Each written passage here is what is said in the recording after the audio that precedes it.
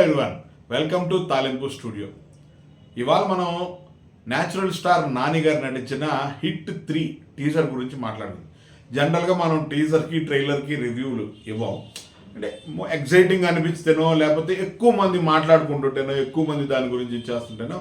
So ఆ ఇన్ఫర్మేషన్ని మాకేమనిపించింది, మా ఇన్ఫర్మేషన్ ఇష్టపడే మా సబ్స్క్రైబర్స్ కోసం, మన ఫ్యామిలీ కోసం ఈ వీడియో.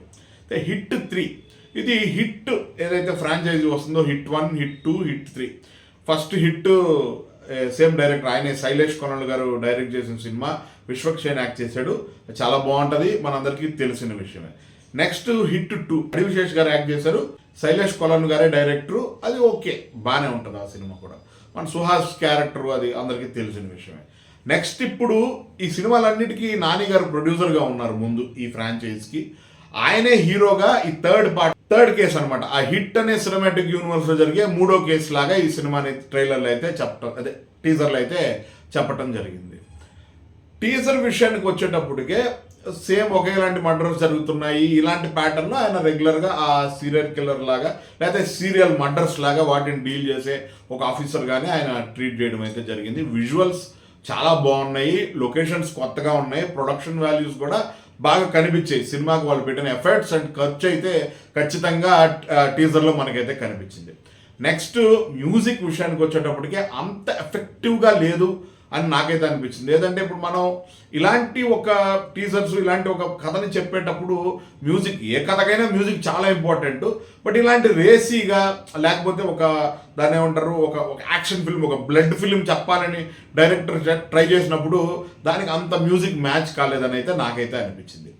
నెక్స్ట్ డైరెక్షన్ టీజర్లో మనం ఏం చెప్పలేం కాబట్టి ఇప్పటి వరకు అయితే డైరెక్టర్ ఆయన విజువల్గా వాటిలో అయితే ఆయన సక్సెస్ అయ్యాడు.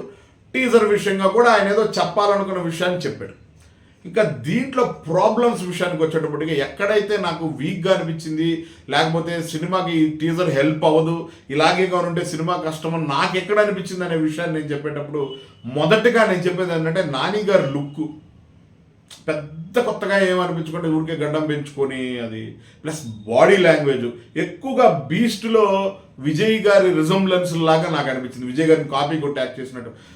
నాని గారు బెటర్ యాక్టర్ అని మనకు అందరికీ తెలుసు, కొన్ని సినిమాల్లో ఆయన బాగా చేస్తూ ఉంటారు, దాని గురించి అలా ఏం కాదు. లుక్ హైట్ తక్కువ ఉన్నా కానీ లుక్స్ వైజ్ హైట్ మ్యాటర్ కాదు, మంచి ఆర్టిస్ట్ అని ఆయన చాలా సినిమాల్లో ప్రూవ్ చేసుకున్నారు. ఆయన వర్త్ ఏందనేది తెలుగు సినిమా ఆడియన్స్కి, నాతో పాటు మీకు అందరికీ తెలిసిన విషయం. కానీ ఆయన తీసుకోవాల్సిన అటెంప్ట్ కాదు, బాడీ లాంగ్వేజ్ అది ఎందుకో రెగ్యులర్ ప్యాటర్న్ అనిపిస్తుంది. మళ్ళీ శనివారం సరిపోదా శనివారం లాగా, లేకపోతే బీస్ట్లో విజయ్ లాగా ఆ డైలాగ్ డెలివరీ చాలా ఇంపార్టెంట్ అండి. ఒక పెద్ద హీరో సినిమా వచ్చేటప్పుడు ఈ డైలాగ్ డిక్షన్, ఆ చేంజ్ ఓవరు, మనిషి విధానం మారడం, కాస్ట్యూమ్ మారడం, ఇవాళ తెలుగు సినిమా ఉండే స్కేల్కి ఖచ్చితంగా మార్పు రావాలి. బట్ దీన్నన్నింటినీ ఓవర్కమ్ చేసి మరి సినిమాలో మనల్ని ఏమన్నా సర్ప్రైజ్ చేస్తారా? డైరెక్టర్ కథలో కొత్త కొత్త థ్రిల్లింగ్ ఎలిమెంట్స్ పెట్టి మనల్ని ఖచ్చితంగా సర్ప్రైజ్ చేస్తారని నాకైతే ఒక చిన్న నమ్మకం ఉంది. సైందో ఫ్లాప్ తర్వాత ఆయన వస్తున్నారు, నాని గారు బ్యాక్ టు బ్యాక్ హిట్స్తో ఫుల్ రేసీగా వస్తున్నారు. సో ఖచ్చితంగా హిట్ 3 హిట్ అవ్వాలని, అలాగే బాగుండాలని కోరుకుందాం. బట్ టీజర్ మీద నా ఒపీనియన్ మీతో షేర్ చేసుకున్నాను. We love cinema. Signing off, Kala Sandeep. Please like, share and subscribe Talimpu studio.